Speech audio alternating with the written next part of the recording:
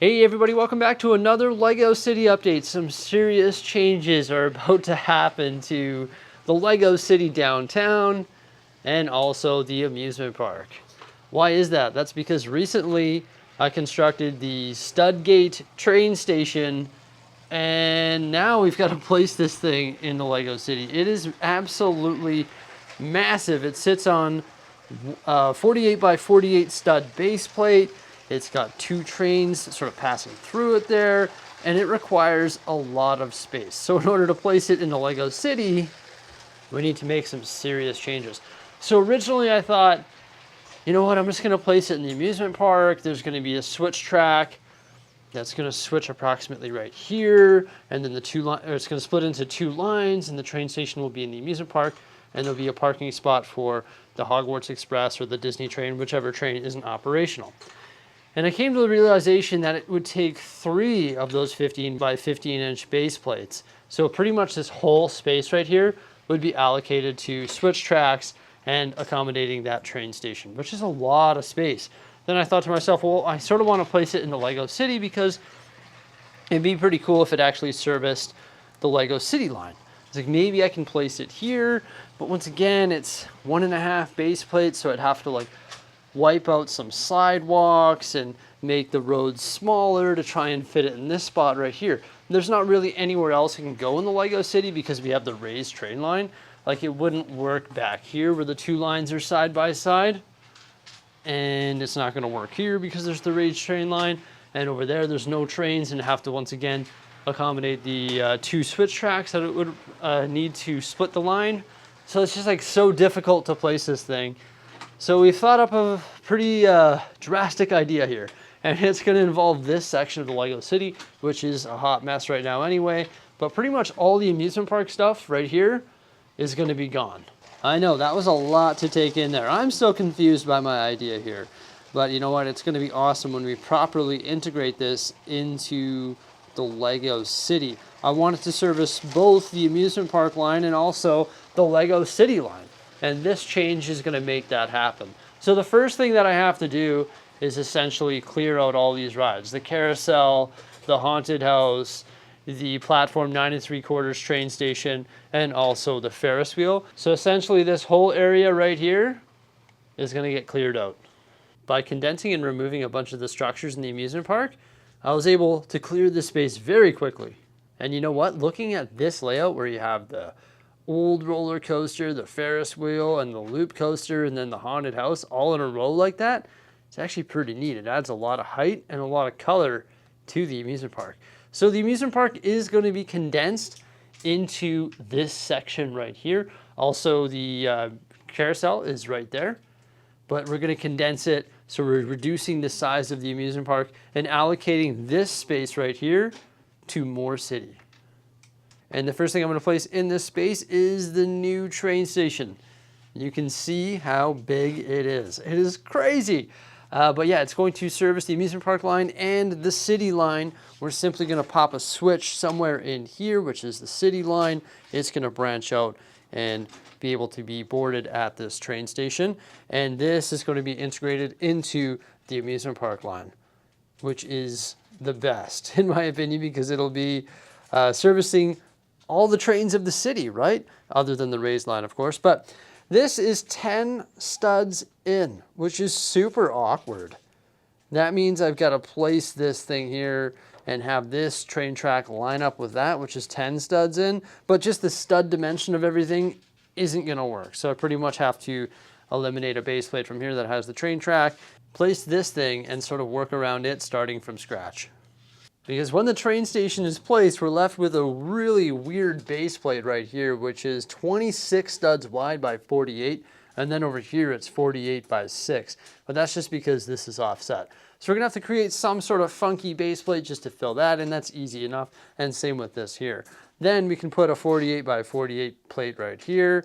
That'll fill that spot in. And we're left with this strip right here, which is actually 32 studs. So the plan is to make more modular buildings for along here, just open up more space for more modular buildings. And then we also have more space for modular buildings along there as well, and also a road running through the center. Now I did connect the train lines here, You see I've got some flexi track to deal with the weird spacing there, and also some flexi track to deal with this spacing as well. And this switch track with three curves and some flexi lines up perfectly, and this train station is lined up perfectly with the amusement park line as well. So the amusement park line will pass through, no problem, but the city line is going to come to an end in the train station. Luckily, the city train is double-sided, and train lines have to end somewhere, right? I don't really have any more space that I'm willing to allocate to more train track here in the city. When constructing Lego cities, I always like to start with the basics, just to visualize the layout. And that's what I did right over here. So all of the tan plates represent modular buildings. So you've got a row right here, a row over there, and then this, I believe, is going to be a one-way road, which is sort of going to service the train station and the amusement park, because we've got the amusement park entrance, which will probably be somewhere over there. I'm thinking the Disney Castle is becoming a little bit crowded here. Some of these rides are going to shift around in that the Disney Castle will be in the center of the amusement park most likely. But this is just like a really good visual aid. Now we can sort of see what the plan is. And I'm really liking this because it's allocating more space to modular buildings. It's condensing the amusement park. And I think those big rides all together like that look amazing. I actually changed the road configuration, shifted it half a base plate this way. So we got 2 full base plates here, and also shifted it an entire base plate this way. So you can put a row of buildings back there now as well. What I really like about that is it's going to hide the access point right there where I have my drawer units. So visually, it's going to look a lot better. I thought the road was going to be a one-way road, but I've decided it's just going to be a narrower road, because the regular road plates that we have here, we actually extend them 2 studs on either side, but these ones are just going to be a standard road plate. And these are actually all constructed now. So they're on their own half base plates and just tiled together. And they're elevated off the plate by 1 plate. So the road's looking good. It's connected to the main city road, and it's connected over there as well. So now we can do a strip of buildings all along here. However, that corner is going to have to be some sort of inverted corner. We can also do another corner there, a couple regular modular buildings, another corner here, and then I'll have to decide what we're going to do with these 2 plates here.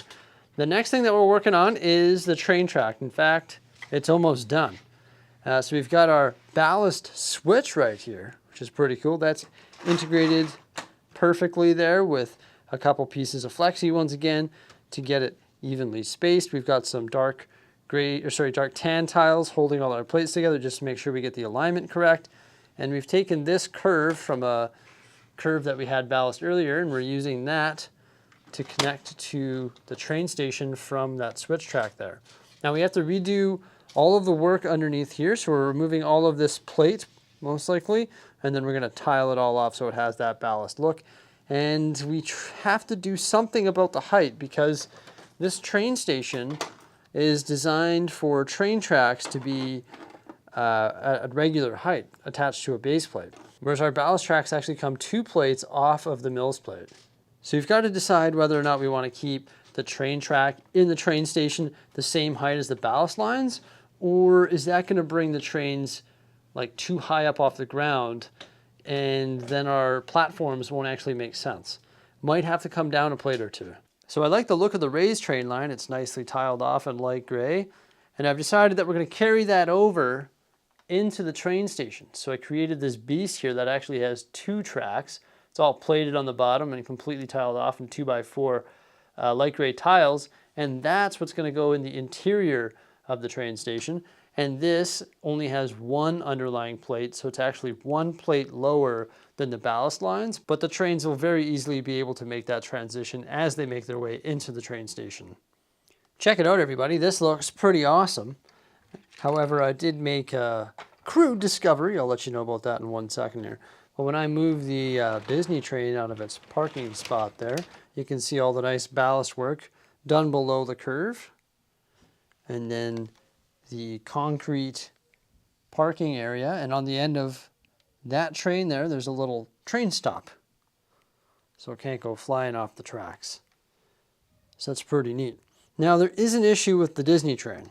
I made one discovery while reviewing this set. The bottom parts of the Disney train were too wide and they were hitting the platform extenders. And then I just discovered this when I went for a test run. This trolley here is too wide for the staircase. So in order for the Disney train to go through this train station, I need to modify the staircase and also modify the platform. Also, the train engine in general is too tall as well. This smokestack actually hits that staircase as well. So in order for the Disney train to pass through this train station, some serious modifications have to be made. So now the big question is whose fault is it? The train stations or the Disney trains? I'm going to say it's the Disney trains, because standard trains like the Hogwarts Express, well, it's not really standard, but the Lego City passenger train can pass through the train station. But larger trains, like larger than normal, 8 studs wide, such as the Disney train, cannot. So obviously I went around and I also repaired all of the ballast track in the amusement park. So I had to create some segments, change up some of the base plates, so now trains can go zooming around the track. So that's good. But yeah, the Hogwarts Express passes through there without a problem. So that's excellent. So we're finally starting the amusement park. Train lines are always the first thing that I want to get done. And that's pretty much done. Now I've got to decide where we're going to put everything here in the amusement park. Where's the roller coaster going to go? Where's the Ferris wheel going to go? Where are my little shops going to go? Etc. So shifting everything around is important, and I've got to move the Disney castle as well. It's probably going to go right here where the Ferris wheel is. We'll probably shift the roller coaster down, and then the Disney castle will go in the middle. So that's pretty neat. Awesome to see the Hogwarts Express zooming around there. Another thing that I need to work on is the platform coverings. How am I going to cover this platform and have tunnels there? There's not a whole lot of space to work with. Can't really make a green hill, which will be transformed in the future. I'll be adding details, cliffs and everything to that in the near future as well. But how am I going to cover this raised platform? Am I going to do it with more of these? Or is there going to be stairs leading up top here? Is this going to be part of the amusement park? If so, I need to have some sort of access, right? Also, how are the tunnels going to work for these trains? So that's a part-intensive project that we'll have to give some thought as well. And yeah, in regards to the rolling hills, I'm going to make smaller ones and bigger ones and sort of combine them together and try and do some sort of landscaping up here with castles. That is the plan. And then I've got all this open real estate here now. Got to decide what we're going to be putting in all of these places, because there's a lot of open base plates. So that's pretty exciting as well. I also need to go through and charge all my train batteries, because this is the 3rd set of batteries I've put into the trains while filming this clip. This is take number 3 because the batteries kept dying. Isn't that funny?